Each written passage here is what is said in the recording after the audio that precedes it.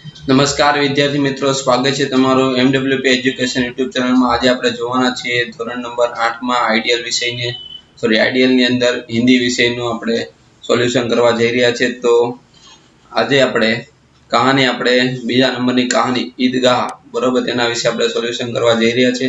તો પહેલા આપણે વિકલ્પોમાં વાત કરીએ તો પહેલું, લોગ રોજ કિસકા નામ રટતે હૈ, બરોબર, તેમાં આવશે ઈદ। બીજું, सबसे ज्यादा प्रसन्न कौन है, तो हामिद।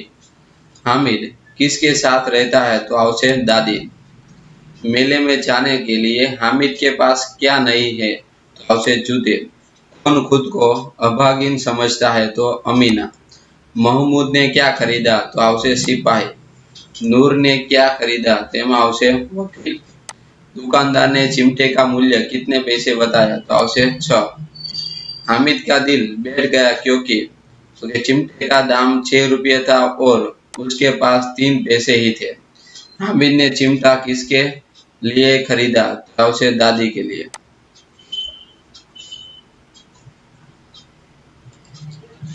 भाई छे, अम्मी ने मेले में क्या खरीदा था, तो आवशे खंजरी। मोहम्मद को उसके पिताजी के ने क्या खाने के लिए दिया, तो आवशे केले। मोहम्मद के लिए आप अपना साथी बनाया, बरोबर, किसे अपना साथी बनाया, तो हामिद। रिक्त स्थान એટલે ખાલી જગ્યા પૂર્ણ કરણ છે। એમાં પહેલું, મોહમ્મદ, મોહસિन, नूरे અને सम्मी घोड़ों पर बैठते हैं। हामिद लोहे की दुकान पर रुक जाता है। हामिद ने चिमटा 3 पैसे में खरीदा। सभी ससील पर शरबत पी रहे थे। बड़ों की दुआएं और अल्लाह के दरबार में पहुंचती है, सीधे अल्लाह के दरबार पहुंचती है। हामिद ने चिमटे का इस तरह कंधे पर रखा मानो कि बंदूक है।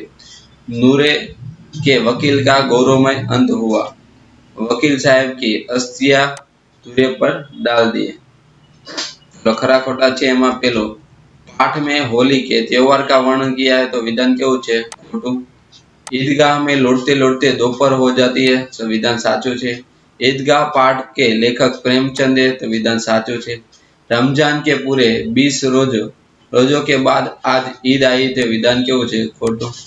चलो एक वाक्य में उत्तर में पेलू है, रमजान ईद के दिन मुसलमान लोग क्या कहाँ जाते हैं, तो एम आवशे जवाब में ईदगाह जाते हैं। बीजो, सभी कहाँ जाने की तैयारी कर रहे हैं, तो सभी ईदगाह जाने की तैयारी कर रहे हैं।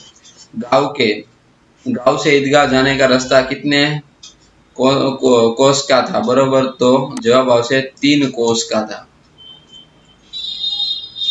नेक्स्ट चौथुं जे, मोहम्मद और मोहसिन के पास कितने पैसे थे, तो 15 पैसे थे। हामिद के पिता की मृत्यु कैसे हुई, हामिद के पिताजी की मृत्यु हैजो के कारण हुई थी, बरोबर। एना पछी हामिद की दादी का नाम क्या था, तो कि दादी का नाम अमीना था। अमीना अपनी कोठरी के में बैठी किसे कोस रही थी, तो अमीना अपनी कोठरी में बैठी अपने भाग्य को कोस रही थी। अमीना का दिल क्यों कचोट रहा था, बरोबर, अमीना का दिल कचोट रहा था क्योंकि हमीदा को मेले में अकेले भेजना उसे अच्छा नहीं लगता था। इसे डर था कि कहीं वह मेले में भाइयों से खो न जाए। चलो एना पछी छे, अमीना के पास कितने पैसे थे और हमीद के पास कितने थे। अमीर के पास कुल 5 पैसे थे और उन्होंने हमीदा को मेले में जाने के लिए कितने पैसे दिए, 3 पैसे दिए। नमाज खत्म होने के बाद लोगों ने क्या किया, तो नमाज खत्म होने के बाद लोगों ने एक दूसरे के गले मिलकर ईद को खुशी मना रहे थे, एक दूसरे को ईद मुबारक कर रहे थे। एना पछी 11वां, महमूद का सिपाही कैसा लग रहा था। महमूद का सिपाही ऐसे लग रहे थे जैसे अभी कवायद किए चले आ रहे हैं। हामिद ने मेले में से क्या खरीदा, तो हामिद ने मेले में से चिमटा खरीदा क्योंकि तवे से रोटियां उतारते समय उसकी दादी के हाथ जल जाते थे। चिमटे में कौन कौन से काम किए जाते हैं, चिमटे से रोटियां तवे से उतार लो। कोई आग लगा भागने से आए तो चटपट चूल्हे के आग से निकालकर उसे जैसे काम किया जा सकता है, बरोबर। एना पछी चिमटा देखकर हामिद के साथियों ने क्या किया, बरोबर। हामिद के हाथ में चिमटा देखकर मोहसिन बोला, यह चिमटा क्यों लाया? बरोबर बुद्धू, इसका इसे क्या करेगा? मोहम्मद बोला, तो यह चिमटा कोई खिलौना है। चलो એટલે લગીનો જવાબ આવશે એમાં। 15મો છે मोहसिन की बेइज्जती का अंत कैसे किस प्रकार हुआ? गांव वापस लौटने समय मोहसिन की बहन दौड़कर आई और उसने मोहसिन से बेइज्जती छीन लिया और खुशी से उछली तो यहाँ बेइज्जती नीचे आ गिरा और सरलोक सिधर गया। बराबर। उसके बाद नेक्स्ट 16मो है अपने हामिद ने अपराधी भाव से क्या कहा? हामिद ने अपराधी भाव से कहा, तुम्हारी उंगलियां तवे से रोटी उतारते समय जलाए थे, बराबर, इसीलिए मैंने लिया। चलो नेक्स्ट હવે જોવાનું છે આપણે વ્યાકરણ વિભાગની અંદર। પહેલા તો આ વાક્ય કોણ બોલે છે, कौन किसे कहता है, बराबर થી આપણે લખવાનું છે। तुम डरना नहीं अम्मा, मैं सबसे पहले आऊंगा। यह वाक्य हामिद बोलता है और अपनी दादी अम्मा अमीना से कहते हैं। ठीक ठीक 5 पैसे ना है तो लो, नहीं तो चलते बनो। यह वाक्य दुकानदार बोलता है और हामिद को कहता है। यह चिमटा क्यों लाया? बुद्धू, यह वाक्य मोहसिन ने बोला और हामिद से कहता है। मेरी खंजरी से बदलोगे दो आने की है। यह वाक्य सम्मी बोलता है और हामिद से कहता है। सारे मेले में तुझे और कोई चीज न मिली, यह लोहे का चिमटा उठा लाया। वाक्य अमीना ने, बराबर, अमीना ए हामिद ने कीधुं छे। तुम्हारी उंगलियों तवे से जल जाते थे, इसीलिए मैंने लिया। तो हामिद ने बोला और अमीना से कहता है।